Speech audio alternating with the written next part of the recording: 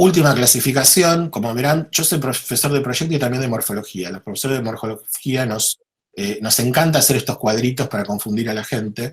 La Bibi es bastante ducha al respecto, también hace sus cuadritos de clasificaciones para confundir. Este es el último, y ahora sí, después de esto pasamos a los dibujitos. Nosotros, para tratar de definir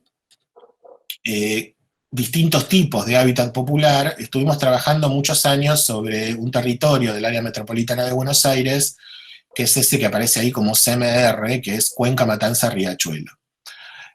Para los que conozcan Buenos Aires, bueno, el Riachuelo básicamente es el que separa los barrios del sur, La Boca, Barracas, Pompeya, de la periferia sur, Avellaneda, Lanús, Quilmes, y en la medida que esto se interna a los barrios, a las periferias y a los sectores rururbanos, bueno, va este valle ocupado por precisamente este curso de agua, es como una especie de compendio de todas las desgracias urbanas habidas y por haber, digamos, ¿no? Es un valle inundable, contaminado por la presencia urbana, que encima está desindustrializado, porque ni siquiera es que lo tenemos contaminado por una fuerte presencia industrial, sino que lo tenemos contaminado porque alguna vez hubo una presencia industrial poderosa en ese sitio.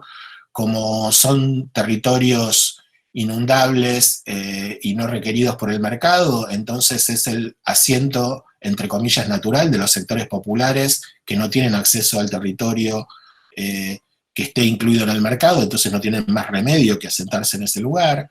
Es también el lugar donde se ha experimentado infinidad de supuestas soluciones a la problemática del hábitat popular, así que ahí tenemos todo lo que se nos ocurra, podemos encontrar como variables. Entonces, esto obviamente puede ser ajustable a la realidad de cada ciudad, podemos encontrar más tipos de los que yo voy a anunciar ahora, o menos, pero bueno, estos son los que nos han, en principio, quedado definido a nosotros trabajando con este territorio. Para que se den una idea, lo que está abajo del plano es el Río de la Plata, en blanco, y el Matanza y el Riachuelo vienen desde la parte alta de la lámina, que es lo rural, donde está Ezeiza, el aeropuerto internacional, para los que conozcan, y esto va bajando, una cuenca alta, media y baja, hasta desembocar en el Río de la Plata, ¿no? Entonces, en ese mismo sentido, podemos definir por su inserción territorial y por su configuración morfológica, 8 tipos. Creo que Vivi, la última versión que vio de esto eran 7. Tratemos de que queden 8 y no se nos ocurra ninguno más. 8 modos distintos de inserción del hábitat popular o de manifestaciones del hábitat popular en este territorio. Vamos desde afuera de la ciudad, digamos, desde lo rural hacia lo más urbano, desde la periferia hacia el centro. Vamos a encontrar algunos casos que nosotros definimos como enclaves, que son intentos de urbanización sueltos en medio de la nada, podríamos decir, nada está en la nada, en medio de la ruralidad, que han tenido que ver con este paradigma de la vivienda en lote propio y que han quedado inconclusos o al cual no ha llegado ni siquiera la conexión vial para poder acceder con una línea de colectivo, ¿no? Hay un barrio ahí en la municipalidad de Matanza que los vecinos le han puesto Nicole, no por Nicole Neumann ni ninguna estrella por el estilo, sino porque no tiene ni colectivo ni colegio, ¿no? Bueno, el barrio Nicole, el humor popular nunca descansa, sería un enclave, ¿no? Es un barrio del Plan Federal de Viviendas que quedó inconcluso, a medio hacer en medio de la nada, y que obviamente, ante la imposibilidad de acceder a una propiedad dentro del mercado, en las leyes socioeconómicas que sabemos padecer, bueno, la gente ha tomado ese lugar y lo ha apropiado, y bueno, y ese es un lugar sobre el cual se tendría que actuar, digamos, para completarlo, para dotarlo, etc. Hay otras manifestaciones que tienen que ver con situaciones de borde, y sobre todo en estas cuencas inundables. Los brazos de urbanización que rodean esta cuenca como sectores altos por donde corren las vías del tren y las cabeceras urbanas, se van desgranando a medida que baja la densidad y la altura, y entonces en los lugares más bajos e inundables es donde aparecen, en esos lugares que recurrentemente se inundan, pero no todo el tiempo, entonces casi en una situación medio anfibia, entre ciudad y valle inundable, aparecen una serie de villas y asentamientos que están muy signados por esta cuestión de la inundación y la contaminación, ¿no? Seguimos, los indeterminados, los que solemos llamar vacíos urbanos, sería como el reverso del enclave. No es una construcción rodeada de nada, sino es una nada rodeada de construcción. Son espacios de ex grandes infraestructuras o sectores fabriles abandonados o ferrocarriles que han quedado insertos dentro de la trama urbana perdiendo su determinación anterior. Los conjuntos de vivienda, de los que hablé hace un tiempo, y que tenían que ver con esto que el Estado en algún momento pensó como paradigma, porque tal era el estado del arte en ese momento, y hoy son nuevamente parte del déficit, porque han sido mal construidos o porque fueron mal proyectados. Las villas, que claramente las conocemos. Los intersticios, que son los vacíos al interior del tejido. Las oportunidades de trabajo en lotes dentro del tejido no consolidados del todo. Y ya llegando a las áreas más centrales, los contenedores fabriles o de infraestructuras que pueden ser rehabilitados como para programas de hábitat y vivienda, e incluso el propio patrimonio, ¿no? En La Boca, en Barracas, nosotros tenemos un patrimonio bastante interesante de casas de alto, chorizo y conventillos, que fueron también tomados por los sectores populares de los 80 en adelante y han de alguna manera marcado una presencia de habitación popular en el propio centro histórico de la ciudad. Sí, pasa la otra. Cada una de estas modalidades tiene como una estrategia particular de definición.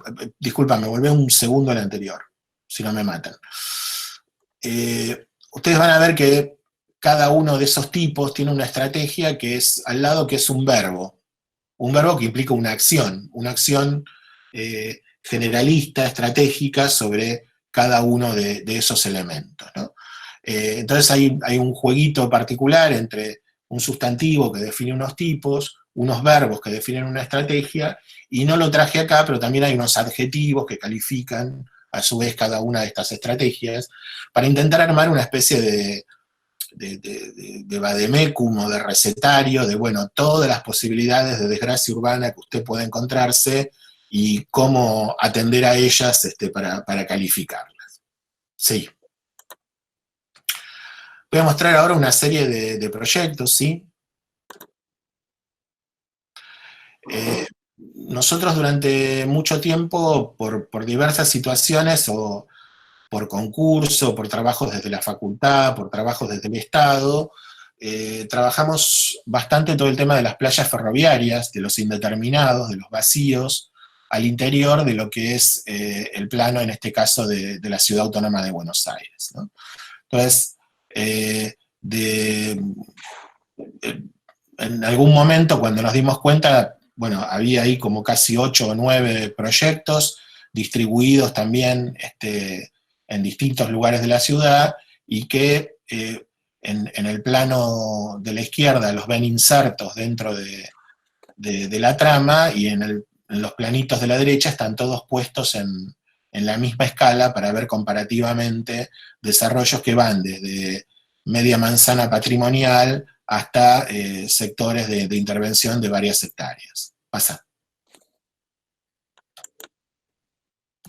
Acá están todos puestos en la misma escala, se coló por ahí también un octavo, que es la mención que sacamos con Vivi en el concurso de las playas ferroviarias de Alto Córdoba, ¿no? ¿Era? Sí, Alta Córdoba. Y bueno, y los que están entre liñitas de puntos son los 4 proyectos que les voy a mostrar primero, que tienen que ver con proyectos que de alguna manera se han construido. Como todo proyecto urbano, nunca se construye como tal cual uno lo pensó, sino que por sus propios tiempos tiene modificaciones, a veces más serias y a veces menos serias, a veces mejoras y a veces peoras, como decía el gran Juan Molina y Bedia, digamos.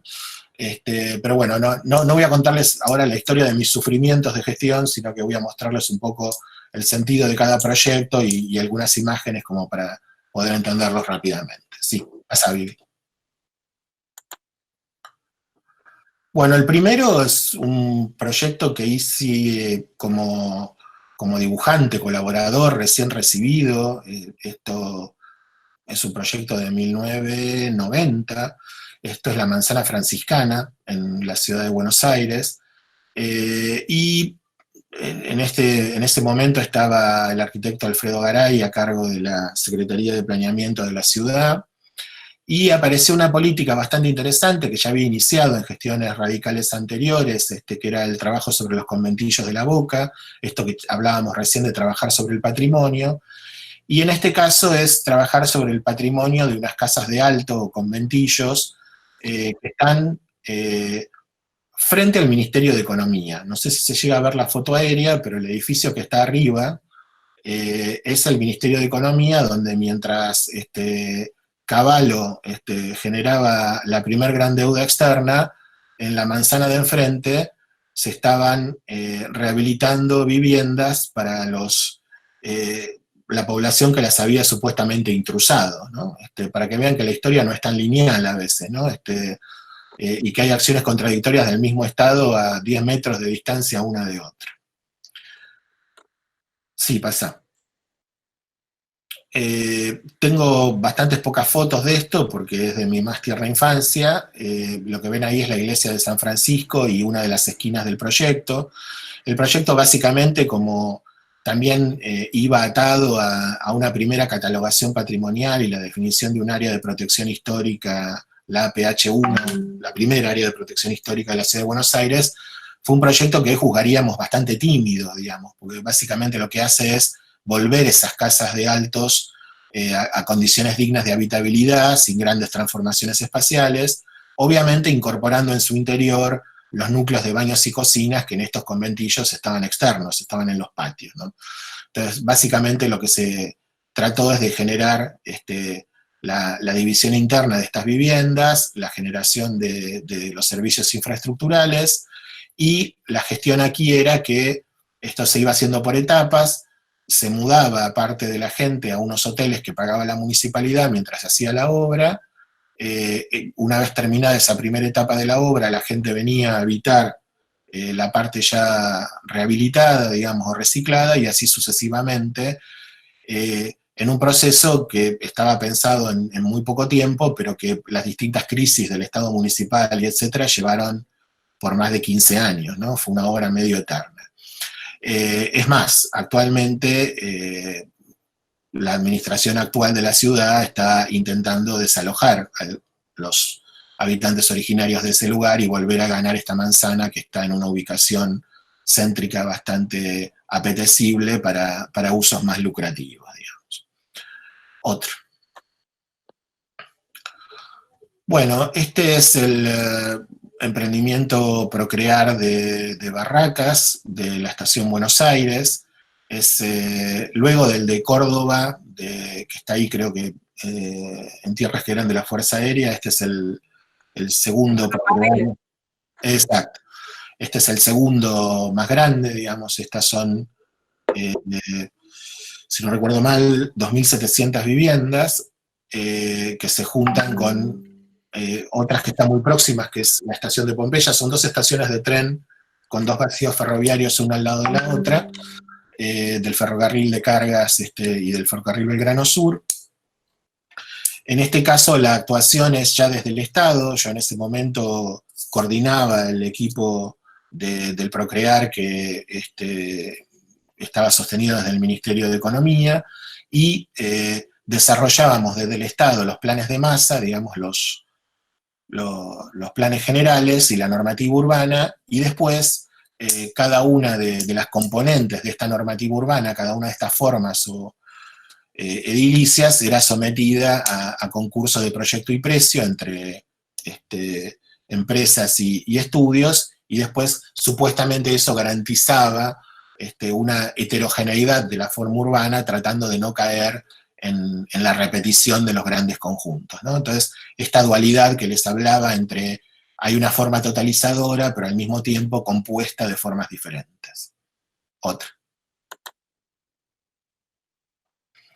Esta foto es del año pasado, ahora ya está construido el Parque Central, el proyecto fue modificado, se quitaron unas torres que iban ahí en el parque que ven a la izquierda, probablemente puedan ser construidas más adelante, y básicamente el proyecto trata de generar una continuidad entre los dos sectores urbanos que ven a izquierda y derecha de pantalla. Lo que ven a la derecha es la cancha de Huracán, ahí termina una de las avenidas centrales que viene desde el Congreso Nacional hasta ese punto, y hacia la izquierda está el barrio popular más grande que tiene la Ciudad de Buenos Aires, que es la Villa 2124. Entonces este proyecto, además de ser pensado con créditos blandos para sectores medios, estaba pensado como una articulación entre esos dos sectores urbanos, y las infraestructuras sanitarias que le dieron dotación a este predio después sirvieron también para extender las instalaciones a las primeras etapas de reurbanización de la villa que está al lado. Pasá. Aquí hay algunas imágenes de las tipologías. La de la izquierda son torres del estudio de Solsona, las que ven en el medio también, las del costado son del estudio de Pfeiffer. Digamos, hay distintas respuestas formales a partir de estos planteos de tipología que iban desde bloque suelto, manzana en claustro, alineamientos, torres puntuales en algunos remates del proyecto, etc. Otra. Bueno, sobre este no me voy a extender mucho porque está publicado en el mínimo, así que puse 2 o 3 fotos porque siempre las tengo que poner, digamos que es el barrio 31, lamentablemente ahora muy presente en las noticias porque es casi el foco del COVID en la ciudad de Buenos Aires. Piensen que la población de villas de la ciudad de Buenos Aires implica entre el 9 y el 10% de la población total, y el caso de pacientes infectados en villas es 3 veces más que el del resto de la ciudad, ¿no? Hay una desproporción que tiene que ver claramente con la falta de dotación de infraestructuras y con un proceso de urbanización que en este caso nosotros iniciamos desde la facultad, junto a los vecinos, trabajando muy duramente, tratando que tanto el Estado Nacional como el Estado local de la ciudad se comprometieran, y que finalmente fue tomado por el Estado local no hace demasiado tiempo, con serias deformaciones, sobre todo en su etapabilidad, donde han logrado hacerse plazas con consultoría, con estudios dinamarqueses, pero la gente se muere porque no tiene agua potable, ¿no? Eso es cuando son las dudas donde si esas decisiones han sido decisiones erróneas ideológicamente o técnicamente o técnico-ideológicamente.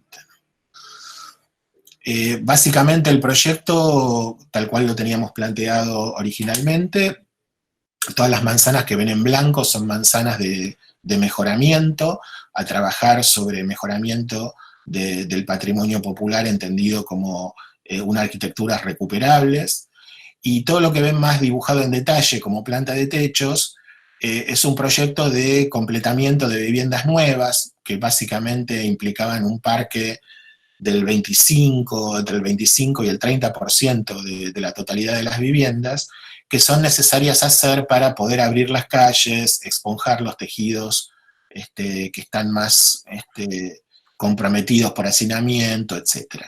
Y después, básicamente, la propuesta que van a ver, que se desarrolló parcialmente, solo los bloques más bajos de vivienda nueva, tratan de alguna manera de remedar la morfología del barrio anterior, digamos. Si ustedes ven, todas las manzanas tienen un carácter como muy alargado entre izquierda y derecha, y una sucesión de vías muy muy próximas unas a otras, si las leemos de arriba hacia abajo. Eso tiene que ver con que eran las vías del ferrocarril que llegaban a la estación terminal de trenes, y en los intersticios de esas vías que quedaban como calles se armaban las casillas originales, que luego obviamente fueron densificando. Entonces, el tejido nuevo son unos bloques más cartesianos, irregulares, obviamente, pero que también toman esa disposición longitudinal, armando plazoletas en pequeños vacíos y algunos recorridos sinuosos que van alterando su estructura más reglada en la dirección preponderante y en la dirección menos preponderante. Luego hay un parque de bordes sobre la autopista que pasa por arriba, que también en una decisión bastante terrible, esa autopista pasa hundida por todo el territorio de la capital, excepto frente a la villa, donde se decidió que fuera elevada. Entonces, en vez de generar un lugar de articulación con el puerto que tiene enfrente, terminó siendo una nueva barrera urbana. Aparece ahí un parque mitigador de la presencia de esa autopista, y el desarrollo de algunas arquitecturas en altura que tenían que ver con lograr la densidad y la cantidad de viviendas que se necesitaban. Solamente fueron construidas las viviendas de planta baja más 2 pisos, con lo cual las calles no pudieron ser abiertas, las infraestructuras no pudieron ser tendidas, y estamos como estamos hoy. Sí. Esta es un poco la volumetría, y lo que ven en los colores son las diferentes tipologías adoptadas. Las celestitas son las que se han construido. Las otras son unas placas que, las moradas, digamos, son unas placas en alturas que marcaban el remate de las calles llegando al parque de borde. Luego hay unas piezas que van a ver en amarillo o en ocre, que tienen que ver con emplacamientos o terminar de definir manzanas del tejido preexistente. Y luego también había planteado una serie de torres en un terreno aledaño que todavía no pudo ser incorporado al proyecto. Las placas estas que ven en altura toman la altura del edificio de correos que está próximo ahí, que es un edificio muy interesante. Ustedes los cordobeses tienen un ejemplo todavía más lindo, que es el edificio de correos que tienen ahí en la ciudad de Córdoba, donde está el auditorio de Radio Córdoba, etcétera, todo ese complejo. Es un edificio de los mismos arquitectos, y bueno, que lo ven ahí en el extremo izquierdo planteado en silueta, y bueno, tomaba esa altura máxima para generar en el recorrido de la autopista una especie de secuencias en altura y marcar y romper un poco la monotonía del tejido. Pasá. Este es el estado de algunas de las construcciones presentes. Estas fotos son del momento de la inauguración y del traspaso, que fue hace 2 o 3 meses, ¿no? Esto continúa en obra todavía. No me detengo mucho sobre el tema de las viviendas, pero básicamente lo que tienen de interesante no es tanto su lenguaje, sino básicamente que tienen una estructura libre entre núcleos circulatorios, lo que hace que dentro de esa estructura libre, sin columnas intermedias, se puedan hacer distintas adaptaciones tipológicas en función de las necesidades de los grupos de convivencia que tienen que ir a vivir ahí, que son de los más variados. Pasa. Bueno, y por último, para cerrar, esto es estreno absoluto para la cadena de cines Colauti. Acá hay 3 villas sobre las que estamos trabajando ahora desde la facultad, pero también desde la acción del gobierno nacional y del gobierno de la provincia de Buenos Aires. Es un plan de trabajo en 10 barrios repartidos en distintas áreas, distintos recortes del área metropolitana, y estos 3 son los primeros sobre los cuales estamos trabajando. El barrio Carlos Gardel, que está en Morón, al oeste, y 2 barrios al sur, que son en La Matanza, San Petersburgo, y en Quilmes, la villa de Itatí, que también es una de las villas más grandes del área metropolitana. Pasá. Este trabajo, les decía, lo está coordinando Matías Tosini, que es adjunto de nuestro taller, y también miembro del equipo con el que estamos desembarcando en el ministerio. Este es el barrio de San Petersburgo y Puerta de Hierro, en La Matanza. Ese triángulo verde que ven es una serie de tierras vacías y también una serie de cementerios locales de comunidad. Está el cementerio israelita, el cementerio escocés, el cementerio armenio, todos localizados en ese lugar. La hipotenusa que está por debajo es el ferrocarril Belgrano Sur, y pasa a la otra, a ver si se ve con un poco más de claridad. Los lugares donde ven más concentrado el tejido, a ver, pasa a la otra, creo que está más claro todavía.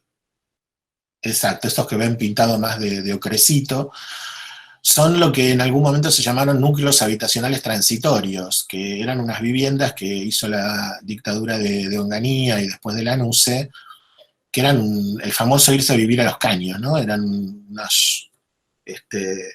unas estructuras de galpones prácticamente de cemento, bastante terribles, que se las daban como vivienda supuestamente transitoria hasta tanto se construyeran los conjuntos definitivos de vivienda. Una cosa bastante ridícula porque, digamos, ¿por qué no se los traslada directamente al conjunto de viviendas que se pensaba hacer? Pero bueno, no nos vamos a meter en la lógica de aquellos años. Esos dos sectores hoy están rodeados de barrio medianamente consolidado, pero obviamente están con unas situaciones de hacinamiento y tuburización bastante importantes. Pasa la otra. Ahí está un poco el proyecto actual, el disponer de parte de esos vacíos en el triángulo. Lo que ven en verde no está ocupado por cementerios, por suerte, los cementerios son solo esos blancos que ven ahí entre puntos. Permite hacer unas primeras acciones de vivienda, configurando parques sobre la vía, generar algunos cruces de articulación entre ambos sectores de la vía, y una vez trasladados ahí la población de los núcleos habitacionales transitorios, poder trabajar sobre una densidad media y baja en esa vieja estructura, generando vivienda no solo para la gente que actualmente está ahí, sino para otra población necesitada también de La Matanza. Ahí al costadito hay una serie de tipologías propuestas. Estos son todos todavía estudios muy preliminares y que están siendo discutidos también con el municipio y con las comunidades, ¿no? Pasa. Acá vemos algunos intentos de desarrollo de prototipos de casa de 2 patios con sus posibilidades de crecimiento y de ordenamiento de tejido, con plaza central o a partir de pasajes internos con áreas de estacionamiento, con posibilidades de algunas puntas en esquinas o apertura de pasajes con una mayor altura para caracterizar la manzana, ¿no? Esta cuestión de lo diverso y lo igual al mismo tiempo. Otra. Este es el barrio de Morón, que les comentaba, el Carlos Gardel. Ese gran artefacto moderno, esa tira que ven doblada, es el Hospital Posadas, que es el hospital más grande del área metropolitana de Buenos Aires.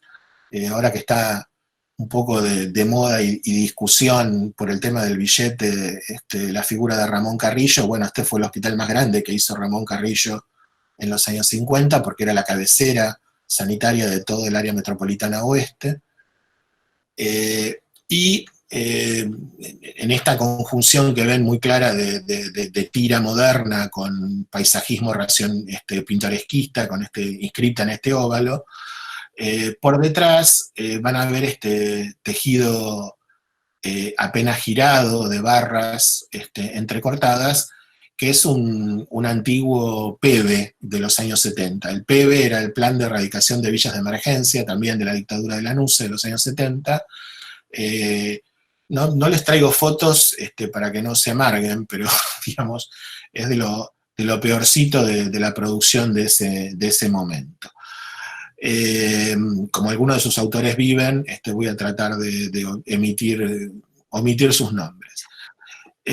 Obviamente, estos proyectos en su momento, hoy son muy criticados, pero en su momento es también leal decirlo, era el estado del arte, ¿no? Era lo que se hacía en Inglaterra, en Holanda, en Francia, digamos, como grandes proyectos urbanos. Lo único que aquí tuvieron además serias dificultades de gestión y de materialización, y también implican el inicio de la patria contratista y de las relaciones de las empresas constructoras con el Estado, no del todo santas, que podemos remontar hacia hacia aquellos momentos, ¿no? Con el paso del tiempo, obviamente, han ido tuburizándose, invadidas las plantas bajas, etcétera.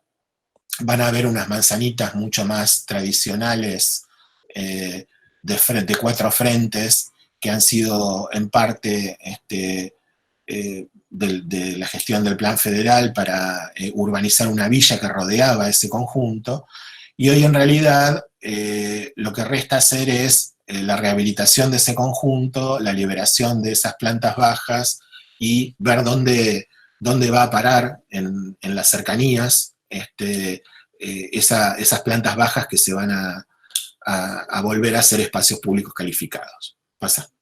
Volver a ser no porque nunca lo fueron, digamos, ¿no? Todo lo que ven en amarillo ahí es lo que debe ser removido, además de que, como verán, esa trama que no coincide con nada, tiene serios problemas de gestión por su imposibilidad de división en consorcios, por no tener muy bien definido qué es lo público y qué es lo privado, y además por su falta de conectividad y articulación con el contexto, con lo cual también hay algunas operaciones sobre esas barras preexistentes para demoler ciertos sectores o densificar otros a fin de generar una trama conectiva con el entorno. Pasa. Ahí tenemos una planta de techos donde básicamente van a haber algunos edificios nuevos de equipamiento en blanco, que tienen que ver con equipamientos comunitarios, la aparición de nuevas tiras de vivienda y la desaparición de otras para garantizar la continuidad de la trama con el entorno, y esta es una propuesta de máxima, y están todas las cubiertas intervenidas, aprovechando que la estructura de hormigón es medianamente noble para superponer una estructura, entre comillas, parásita, metálica, en la parte superior, para poder densificar, tanto para convertir en dúplex las viviendas de la última planta, como para generar nuevas viviendas. Pasa, Vivi. Ahí hay algunos estudios preliminares donde aparecen posibilidades de recuperación de las plantas bajas, a partir de formalizarlas ya como viviendas, galpones o sectores de producción, que los que ven en amarillito. Lo que ven más en violáceo son estas estructuras metálicas puestas como estructuras muy livianas para generar duples o expansiones o nuevas viviendas en planta alta. Obviamente estas son figuras de máxima donde están todas las operatorias puestas todas juntas, ¿no? Todavía se requiere un estudio muy pormenorizado y de censo para ver dónde se aplica una u otra táctica de esta estrategia general. Pasa. Bueno, y el último, que está más indefinido todavía, pero que es muy interesante porque casi podríamos decir que es un proyecto territorial, si uno ve esta foto, es la Villa Itatí, que está en parte en Quilmes y en parte en Avellaneda, y que tiene casi todos los temas de los que hablamos antes, ¿no? Porque está cruzada por un arroyo tributario del Río de la Plata, con lo cual tiene un área inundable y una especie de lagunas encadenadas, que dicho así suena muy poético, pero la foto lo desmiente. Y obviamente una situación de hacinamiento y de inundación bastante potente en un área que a su vez está muy próxima a la conectividad vía tren y vía Metrobús, con las cabeceras de estos municipios y con el centro de la ciudad. Pasa la otra. Esta es un poco la situación actual. Esta faja gris que cruza de norte a sur iba a ser la extensión de una autopista inconclusa. Por ella está canalizado uno de los arroyos, y lo que ven en violáceo es el área de inundación permanente, donde hay muchas casas, y lo que ven en rojo es el área de inundación no semipermanente, digamos, que también son obviamente viviendas que deben ser relocalizadas. En este caso es un proyecto de largo aliento que debe plantearse con una etapabilidad que cuando lleguemos a la última imagen cuento un poco la anécdota de eso. Seguí. Ahí vemos un poco las relaciones con el contexto, por un lado hacia el norte con la traza del ferrocarril y con una de las estaciones cabeceras, la posibilidad de circunscribir la laguna como área inundable y retomarla como un elemento paisajístico, como caracterización de un parque central, y lo que ven en Ocre son las primeras oportunidades de terrenos vacíos en los cuales mudar esa población que está prácticamente con los pies en el agua los 365 días del año, ¿no? Los que necesitan una relocalización prioritaria. Sí. Ahí estarían ya como unas propuestas de tejido, ¿sí? Y luego, en una segunda etapa, atacar esas componentes de inundación no permanente, sí, a la otra, hasta terminar en una figura casi de parque central, cuya geometría une la villa a ambos lados del acceso, y canaliza todo el tema como inundación y como de contaminación, como elementos caracterizadores de un parque urbano, que ya no es solo el parque urbano de este barrio, sino que es casi toma una escala metropolitana de sector. Luego la construcción de vivienda nueva, aislada dentro del parque o construyendo los bordes de estas vías de continuidad, es un poco lo que daría marco a la última etapa del proyecto. Esta creo que es la última, les cuento una anécdota de gestión sobre esto. Podría decirse que el primer dibujo que hicimos era muy parecido a este, ¿no? Era esta cuestión de, hay dos villas a ambos lados de una autopista, con un área inundable, bueno, y casi que la figura de ese rectángulo parque unificando los dos sectores atravesados por la autopista apareció en el inicio, ¿no? Esto que hablábamos del juicio rápido, apenas consciente, de la frase de Clausewitz. Y obviamente en administraciones y en maneras de ver, no lo digo peyorativamente, sino lo digo por el estado de la cuestión y para que sepan con las cosas que estamos lidiando y todos tenemos que lidiar, que venimos golpeados de muchas crisis, ¿no? Entonces plantear un proyecto de esta envergadura puede parecer un poco utópico o faraónico, o descalabrado, o no faltarán los planteos contextualistas que llegan al extremo de que la gente se quede con los pies en el agua porque ya están ahí. Cosas como estas tenemos que escuchar de diversos actores. Nosotros empezábamos explicando el proyecto con este dibujo, porque entendíamos que, bueno, este es un dibujo final al que se llega luego de la sucesión de etapas que le veníamos mostrando. Y obviamente el proyecto generaba un rechazo muy importante, porque no, ¿y esto cuándo se va a hacer? Y esto es una locura, y esto es faragónico, y esto no se va a hacer nunca. Entonces, bueno, ¿qué hay que hacer? Y nada, pintemos un poquito de color, abramos una callecita, tiremos un caño.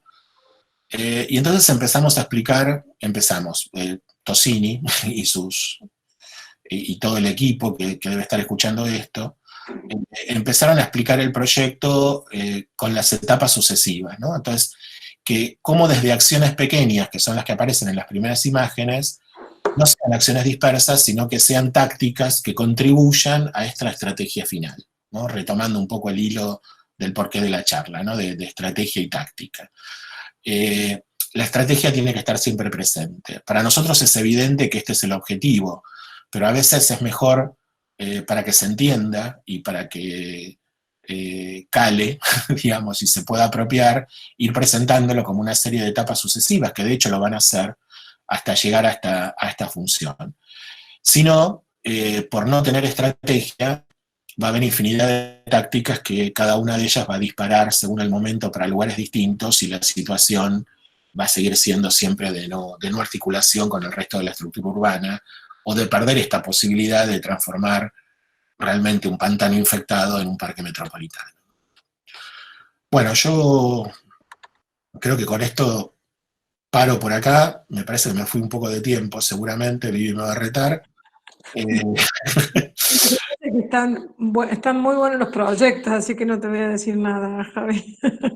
Esto lo digo ahora delante de ustedes, después yo me voy a agarrar solo, pero bueno. Nada, paso a lo que como quieran ustedes, con preguntas o con charlando con Javier, lo que tengan ganas. Una cosa que quería como destacar para que los chicos que están en tercer año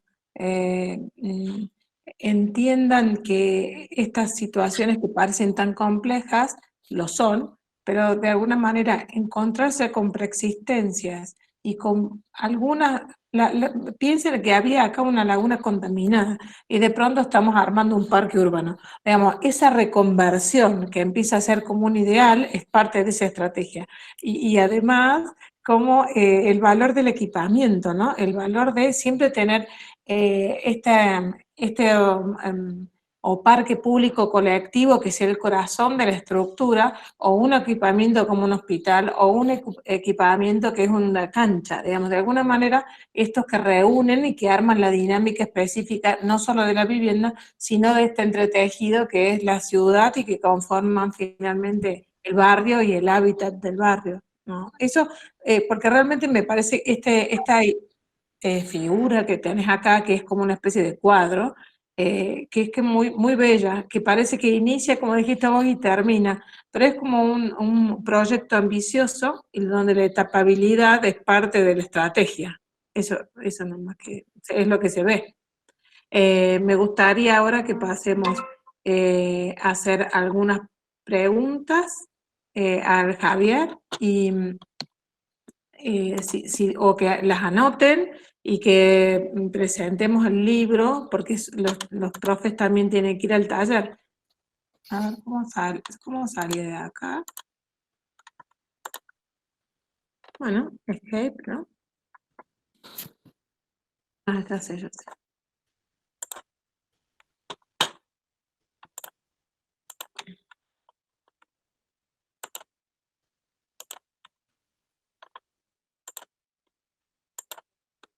Dejar de presentar. ¿Qué prefieren, Carlos? ¿Querés presentar ahora o querés que los chicos tengan un segundito de tiempo para anotar una pregunta, dos Sí, preguntas? mira, me parece ya hay una pregunta, me parece que por ahí Javier le puede ir contestando mientras los chicos siguen escribiendo. Bueno, ¿querés leerla, Carlos? Bueno, dinámico. Déjame ver si la puedo leer.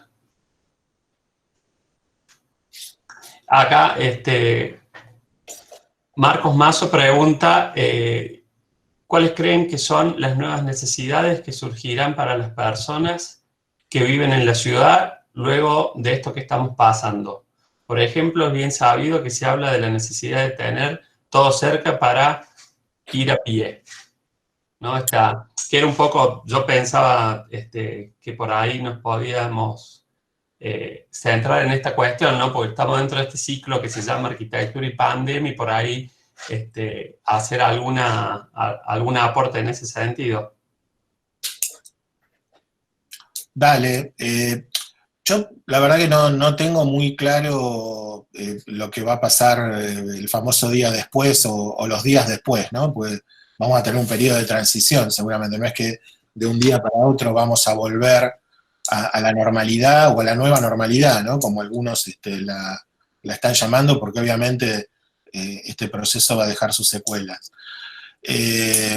No soy ni optimista, ni exageradamente optimista, en el sentido de que esto está minando las bases del capitalismo y entonces vamos a tener una sociedad más igualitaria, ni soy tampoco, digamos, apocalíptico y pienso que, bueno, no, esto va a ser peor y va a reforzar las injusticias y las desigualdades. Creo que tenemos que ver un poco cómo viene la mano y también qué vamos a hacer nosotros al respecto.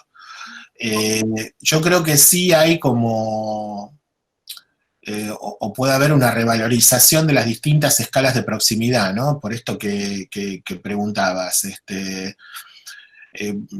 Estábamos como muy acostumbrados a, bueno, por ejemplo, no sé, el gran lugar de compras que mataba el comercio minoritario y ahora están los grandes lugares cerrados y el comercio minoritario es como la única salida divertida que tenemos es, como decimos nosotros, ir hasta el Chino y volver. Creo que se van a volver a recuperar estas distintas escalas, que no es necesariamente una cosa tiene que competir con la otra, sino complementarse, ¿no? Diversas escalas de comercio, diversas escalas de equipamiento, y con esto no estoy diciendo nada nuevo, ¿no? Pero me parece que ahora hay ciertas cosas como que se hacen evidentes, y que esta pandemia las está poniendo como evidentes, ¿no? El valor de lo público, el valor de la cercanía, del contacto. También hay que ver cómo esto, sobre todo, afecta al trabajo, ¿no? ¿Cuántos van a decidir que ya no es necesario ir a un lugar para trabajar? Como nos proclamaba la distopía, y entonces el espacio urbano no iba a ser necesario, bueno, y enseguida se llega al extremo. Yo creo que va a haber unas situaciones de convivencia y de mixtura, como siempre, que van a ser muy ricas, y va a haber que ir cabalgándolas, pero que básicamente en la mixtura y no en las decisiones modélicas absolutas me parece que van a estar las respuestas, ¿no? No dije demasiado, pero... No, me parece que está bárbaro, porque además también digo, me parece que este contexto te saca de este imaginario moderno donde siempre estamos adelante de lo que pasa en el día a día, como planificando, y ahora toca planificar un poco en tiempo real y estar ajustando las tácticas, ¿no? Me parece que creo que nos va a obligar a pensar desde otros lugares toda esta cuestión que tiene que ver con lo urbano y con lo arquitectónico. Por ejemplo, yo un poco también cargaba las tintas cuando... Javi, así te vemos. Ah, perdón. Todo el tiempo estuviste sin... mira. Quiero privarlos de mi belleza, pero espérate que, a ver, el tema es dónde me cargo. Ahí está. Pues vemos un circulito, ¿viste? Que va así abriendo y cerrándose. Ahí estoy, en una de las pantallas estoy. No, decía que yo por ahí, cuando contaba el proyecto de la 31, cargaba un poco las tintas por la situación actual, y también porque en estos días han muerto referentes del barrio, personas muy queridas y que conocíamos. Pero también hay como una dicotomía, ¿no? Bueno, o hacer las plazas de la consultora dinamarquesa o dar agua, ¿no? Las dos cosas. ¿Por qué no se pueden hacer las dos cosas al mismo tiempo?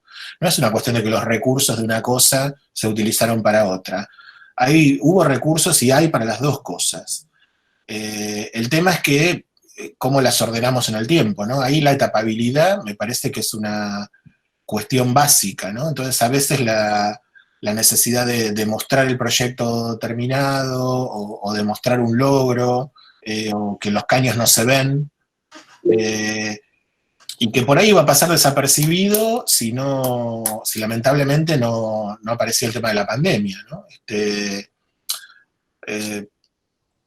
Hace poco también recuperábamos unos textos de Wilde o de Wilde de la época de la fiebre amarilla, ¿no? Wilde fue uno de los primeros higienistas que escribió un tratado de higiene pública. Era el yerno de Roca, o sea que insospechado de todo populismo, más liberal no se podía hacer, digamos. Y él hablaba en ese entonces que para combatir el tema de la epidemia, los ricos debían cuidar de que en los barrios populares hubiera aseo, jardines, porque el virus no iba a distinguir clases sociales, y si aparecía en un lado, inevitablemente iba a terminar apareciendo en el otro, ¿no? Y esas cosas están escritas en 1880, 1890, ¿no? Y tener otra vez que volverlas a discutir como sociedad, insisto, plantear que el higienismo es necesario, bueno, ¿qué nos pasa? Que tenemos que estar discutiendo, no estamos discutiendo las cosas del siglo XXI, sino que estamos discutiendo las del siglo XIX todavía, ¿no? Cuestión de eterno comienzo. Me parece que ese es uno de los graves problemas genéricos, y que en el proyecto pasa lo mismo. Digamos, esa generación del 80 hizo los grandes parques públicos y tiró las infraestructuras. Y después vinieron los movimientos populares, hicieron los grandes espacios públicos y el acceso a los servicios, ¿no? Y bueno, ¿qué otro derecho nuevo vamos a cargar nosotros? No, me parece que lo peor que podemos hacer es empezar a discutir cosas de hace más de 100 años, de vuelta, como a ver si son necesarias o no, ¿no? Pasan estas cosas de la pandemia que de repente de un cachetazo nos vuelven a tener que discutir el agua potable en una metrópolis de la envergadura de Buenos Aires o de cualquiera de las del país donde debe estar pasando lo mismo. Perdón, me fui. Volvamos. Todo lo que te quiera. Vivi, ¿puedo hacer una cortita, Javier? Sí, dale. ¿Qué tal, Javier? Buenas tardes, buenas noches, ¿cómo estás? Hace tanto que no te veo. Saludo. Tanto tiempo, un gusto verte. Gracias por la charla, hermoso siempre escucharte y podernos a pensar. La mía es cortita, tiene que ver, bueno, en clave siglo XXI, para tener discusiones actuales, y en clave onda verde. El proyecto urbano, ¿cuáles crees que son los desafíos que demanda en este nuevo siglo, ya bastante adentrado el nuevo siglo, y con una discusión muy, muy ardua sobre la sustentabilidad y las energías renovables? ¿Cuáles son a nivel de proyecto urbano, crees, los ejes para pensar en estas ciudades más resilientes y sostenibles? Sí, en ese sentido, tampoco voy a decir nada demasiado novedoso, creo que me sumo a, digamos, podría sumarme a cierta corrección política general que habla de, bueno, sí, obviamente, los factores ambientales y la huella de carbono, y etcétera, etcétera, etcétera, ¿no? Pero creo que la sustentabilidad en nuestros contextos es un concepto que va un poco más allá del verde, ¿no? No estoy siendo Charly García, no me van con las hormigas, por favor, pasame el raid. Digo, quiero ir un poquito más allá de aquellos que recubren una fachada con un malbón y que piensan que entonces ya han contribuido con la humanidad. Me parece que la sustentabilidad tiene que ver con una sustentabilidad obviamente energética y que aparte que en nuestro país es una cuestión de supervivencia, digamos, porque sabemos la cantidad de recursos que se nos van en conseguir los recursos fósiles que no terminamos de sacar de nuestro territorio y que entonces tenemos que importar, y que eso es una deuda que se acrecienta en cuanto queremos hacer cualquier reactivación. Entonces cualquier ahorro de energía o energía pasiva que hagamos es un deber. Antes de estar con ustedes tenía una charla con precisamente unos científicos de la CONEA que trabajan sobre paneles fotovoltaicos, etc. La idea es que eso que hoy parece, todavía le seguimos diciendo energías alternativas, o no sean la frutillita del postre de un proyecto experimental, una especie de, uy, qué loco, esto es lo que hicieron, sino que sea casi como parte del derecho a la energía, como hablábamos del derecho a la densidad o el derecho al espacio público. En las viviendas de la 31, más allá de todos sus defectos, tienen la calefacción y la energía de todos los lugares comunes está garantizada con una instalación pasiva, digamos. Entonces hace que la gente no tenga que armar un consorcio, y si no tiene para pagar expensas, se le caiga el edificio. Digo, pensar estas cosas de lo verde combinado con lo social, con lo productivo, con la generación incluso de muchos de los componentes de lo verde todavía son importados para la Argentina, ¿no? Nosotros paneles fotovoltaicos hacemos algo, no todo, y lo mismo digo eso como con otras energías. Entonces, bueno, ¿cómo creamos un mercado en el mejor de los sentidos para todo eso y lo transformamos en una generación de empleo calificado? Nos conviene por todos lados, no hay por dónde decirle que no. En el mediano, en el corto, en el largo plazo. Entonces, creo que tenemos que asumirlo como una componente más del proyecto y dejar de verlo como una rareza que se le agrega al final, ¿no? Creo que la recomendación básica es esa, de tenerlo como en el último proyecto, digamos, transformar esa laguna en una posibilidad paisajística, digamos. Carlos, hay varias preguntas, ¿querés? Sí, mira, la que sigue, que también va coincidiendo con algunas cuestiones que a mí me interesaba preguntar, tiene que ver con, hay una pregunta, Javier, sobre cómo articulan ustedes el trabajo que hacen en la facultad con las actividades en el territorio, con esta cuestión de la extensión universitaria, que me parece que es un tema súper interesante para introducirlo aquí en la cátedra. Sí, eso también es otra linda discusión, Carlos. Hay muchas maneras de verlo, ¿no? Nosotros lo vemos básicamente como parte del trabajo de investigación, ¿no? En la investigación está lo central. Entonces, esa producción de conocimiento tiene que ser verificada o contrastada en el territorio. Entonces, nuestra salida al territorio es una salida utilitaria, si querés, intencionada en ese sentido, digamos, no vamos de excursión a ver que hay pobres y volvemos a lamentarnos, digamos, tratamos de que los conocimientos que generemos generen algún tipo de transformación en ese real. No entendemos investigación sin esa transferencia, que hace que no es la palabra mejor, porque ¿viste? Yo lo transfiero, lo tengo yo y te lo doy, bueno, todas estas cosas que sabemos que con el lenguaje inclusivo cada vez es más difícil hablar, ¿viste? Todo lo que digas está mal dicho. Pero creo que no existe investigación en proyecto que no sea investigación-acción, no la entiendo, digamos. Está bien, ¿No? pero eso concretamente, digamos, en la cursada que ustedes tienen, hay, además de las visitas a los lugares de trabajo y demás, ¿hay otras instancias que trabajen con los alumnos?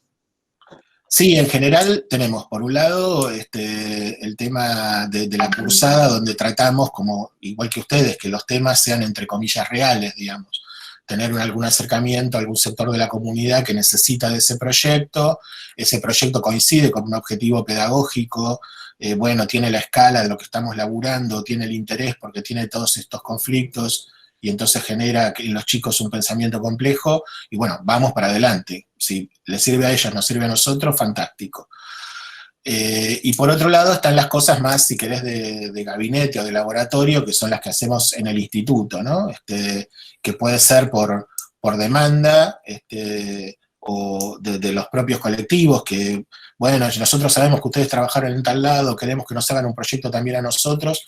Bueno, en la medida que podemos, eso lo vamos satisfaciendo, y para nosotros es como más casuística que sirve para abonar la teoría, digamos, ¿no?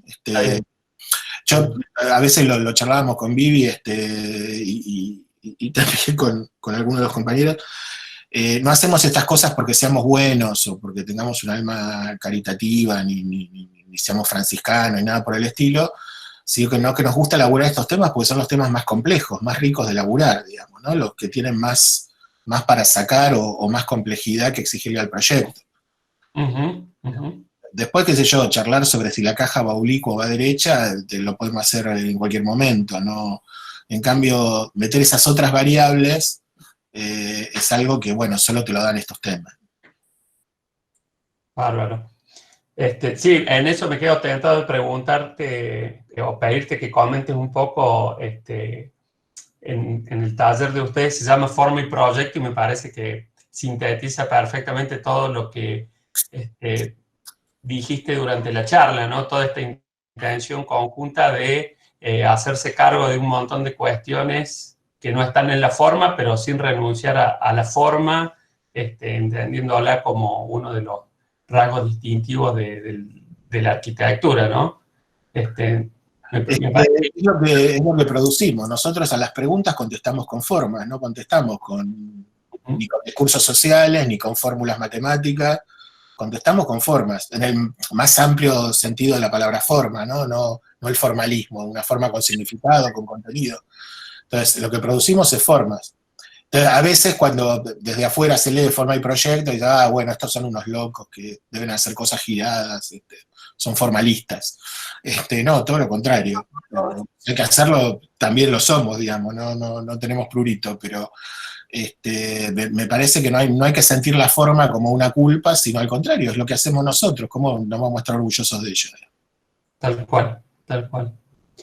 Además, Sí. el proyectar si no involucras la forma y la materia, digamos, la materialidad que le da sentido a la forma. Claro, bueno, pero también está esa otra concepción de forma como cáscara vacía, abstracta. No, la forma es materia, Totalmente. Totalmente. Y la otra cuestión que me parece que era interesante que pudieras compartir, sobre todo en función de nivel 3 y que si bien trabajamos dentro de una propuesta que arranca siendo urbana, se desarrolla después fundamentalmente como un proyecto de vivienda, me parece que puede aportarle un montón a todos los integrantes de la cátedra, que vos hables un poco sobre lo que es tu idea de vivienda social. ¿Qué tema? Bueno, en principio tendríamos que empezar a dejar de llamarla vivienda social, ¿no? También este es otro... Era con pues es que no te gusta. Claro, viste que te preguntan para que le contestes lo que ya estás esperando. Ya te agarré, Carlos, está bien. No, sí, pues, ¿viste? Siempre jodemos, ¿viste? Bueno, ¿qué hay? ¿Vivienda fuera de la sociedad? La vivienda que no es social, ¿dónde está? En el éter, ¿no? Digamos, de toda la vivienda está en la sociedad. Puede haber una vivienda subsidiada o con un sistema de gestión distinto, pero no tiene que ser distinta, este es el tema, ¿no? Me parece que los Lacatón Basal, que nosotros les afanamos bastante, con permiso, pero les afanamos bastante, hablan de esta cuestión de espaciar, que la riqueza está en la cantidad de espacio, ¿no? Que el espacio sea importante, generoso. Y eso es todo lo contrario de lo que podemos pensar comúnmente de la vivienda social, ¿no? La vivienda social es algo chico, sin luz, mal construido, aislado. Bueno, ¿cómo con esos mismos recursos puedo generar un espacio lo más amplio posible? ¿No? ¿Qué hacen ellos con sus galponcitos de policarbonato? Bueno, que allá funcionarán mejor que acá. Después la resolución formal es otra historia, ¿no? Pero ese concepto de espaciar me parece que es un concepto fundamental. Generar espacio de calidad y con sentido. Cuanto más grande y más significativo, mejor. Recuperar la escala, ¿no? Incluso en la obra pública. Digo esto y me estoy condenando a que después me digan a ver qué hiciste, pero una de las cosas que están pasando también con la pandemia es que estamos echando mano a toda la gran infraestructura que hizo el Estado liberal y el Estado popular y el Estado desarrollista. Los grandes hospitales fueron hechos en esos momentos. El resto, hasta hace 2 meses estábamos conviviendo con una teoría de que el hospital no tenía que ser grande, que tenía que ser chiquitito, que tenía que estar cerca, y lo mismo la escuela y el mercado, esta cosa de urbanismo de miniatura, y si no tuviéramos el Posadas que yo mostré ahí, que debe tener, no sé, 3.000 camas, en el área metropolitana caería la gente como poste, ¿viste? Entonces, también nos estuvieron vendiendo consciente o inconscientemente, todos estos años, una cosa de resignación, de posibilismo, de que no, esas obras se hacían antes, ahora no, eso era en otra época, ¿no? Como una Arcadia perdida. ¿Cómo no vamos a poder hacer como sociedad cosas que hacíamos bien hace 70 u 80 años?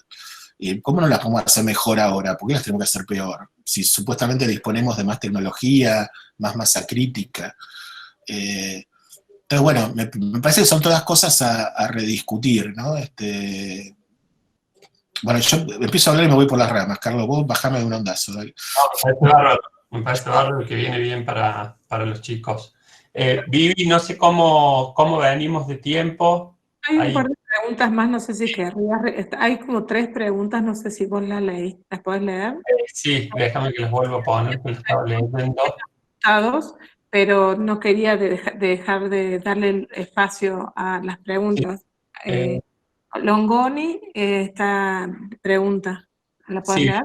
Yo me las lentes.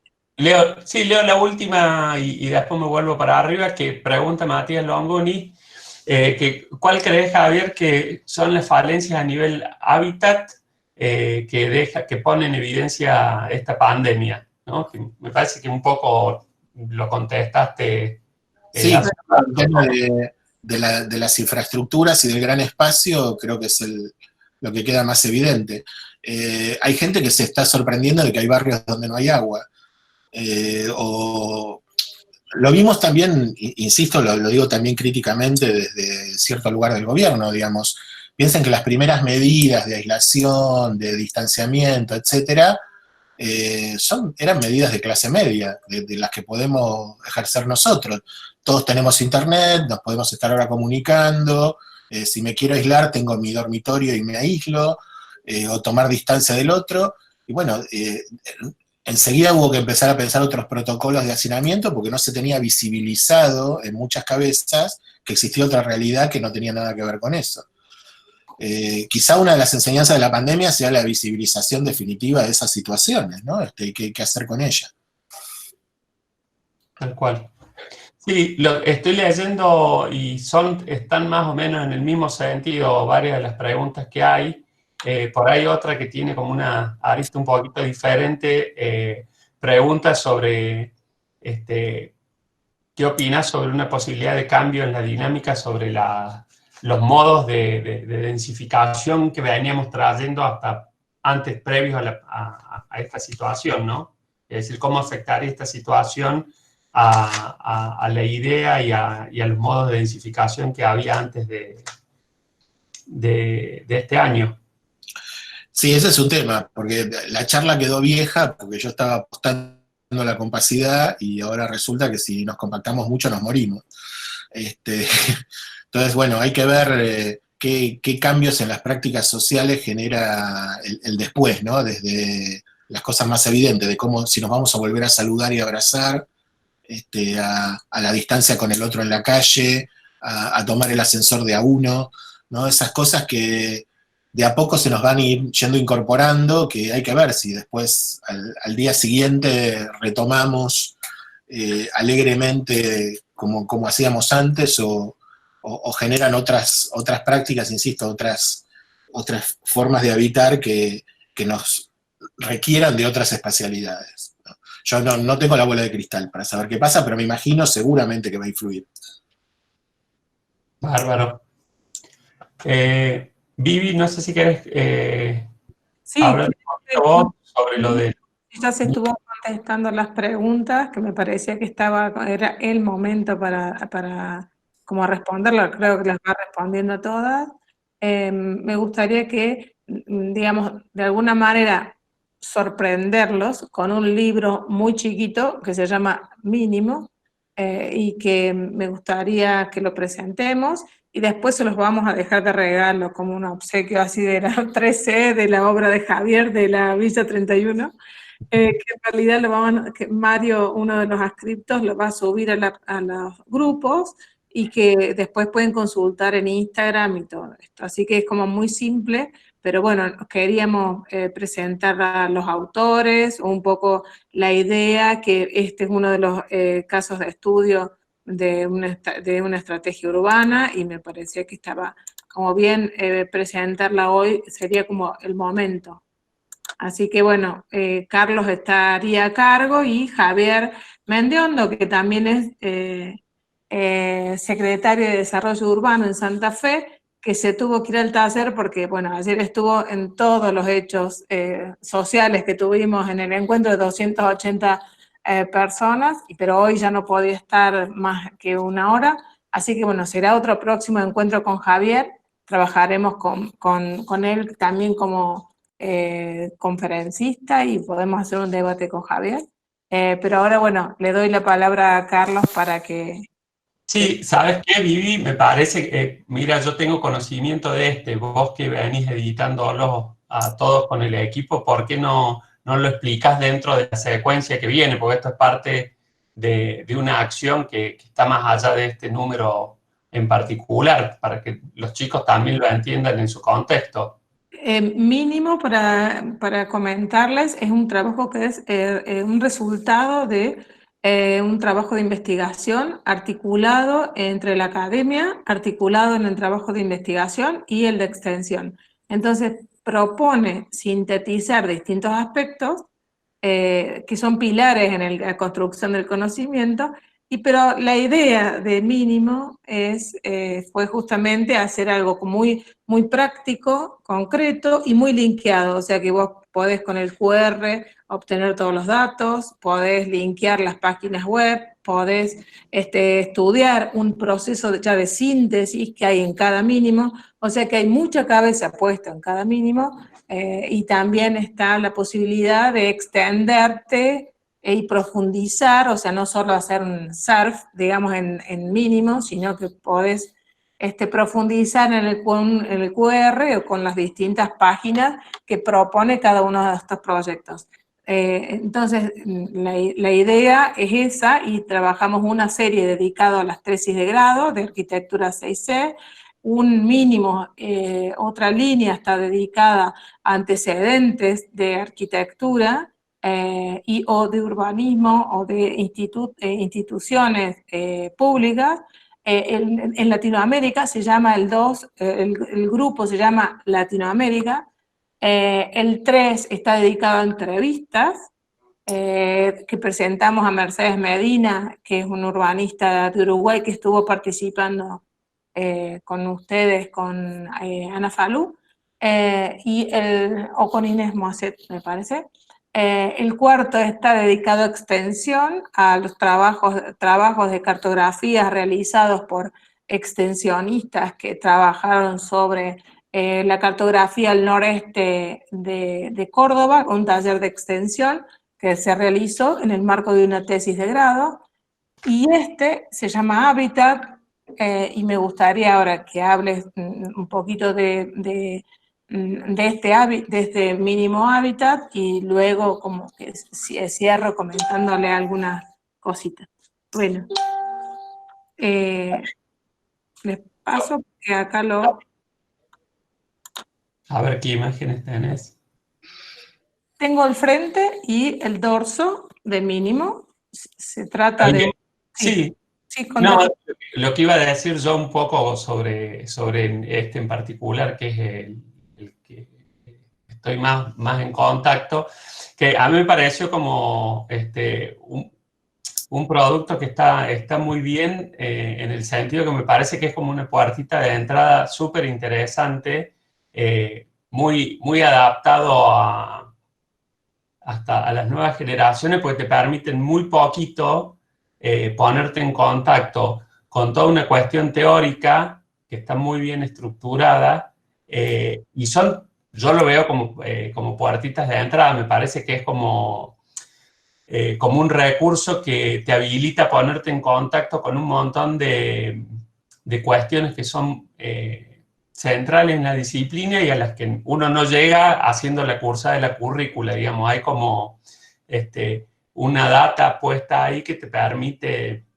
conectarte de otra manera con ciertas cuestiones que son arquitectónicas de fondo y que por ahí en el cursado de la currícula no aparecen, ¿no? Pero creo que sirve, más allá de orientar y hacer una introducción, me parece que sirve mucho para abrir la cancha a otras cosas. Y bueno, y después esta cuestión que aparece en el reverso, que tiene que ver también con la misma idea, pero ponerse en contacto con casos proyectuales muy concretos y que tienen que ver con lo que estamos trabajando. Pero muy bien. Vamos a salir de la presentación. Vamos a salir con la presentación y contarles un poco que ustedes pueden acceder directamente a escalas de proyecto en Instagram y ya tienen el mínimo. O sea, tienen los 5 mínimos ahí y los pueden bajar y los pueden estudiar y preguntarnos también. Es un grupo de investigación del cual Javier también es parte, y la idea es poder acercarnos más al grado, también desde el posgrado y también desde la extensión. Entonces, bueno, articular esos pilares es la idea y que sea como muy fácil y sencillo también. Y aquí sí, gracias Javier, te agradezco, pero enormemente tu participación. Quisiera hacer una foto final que Mario siempre hace, así que prendan las camaritas por favor para poder subirlo a Javier con todos los cuadraditos abiertos. Una sola cosita, Vivi. Yo les quería agradecer mucho la edición del mínimo, a todos los que laburaron en eso, porque la verdad que viste, a veces te publican cosas y vos después no te ves reflejado en lo que termina siendo publicado. Y la verdad que está hecha con mucho cariño y con mucho cuidado, y incluso algunas cosas que leo dije, ¿esto lo dije yo o lo afloraron los demás? Pero Nos comunicamos, te voy a estar jodiendo pronto para ver si hacemos una nota en la radio, dale. Dale, Jero, bueno, y también gracias a Marco, a Pablo, a todos. Un abrazo grande. Bueno, Mario, lograste sacar la foto al final. Bueno, nos estamos viendo. Bueno. Nos vemos en los talleres entonces. Muchas gracias. Nos vamos a ver pronto en persona. Chao. Dale, abrazo.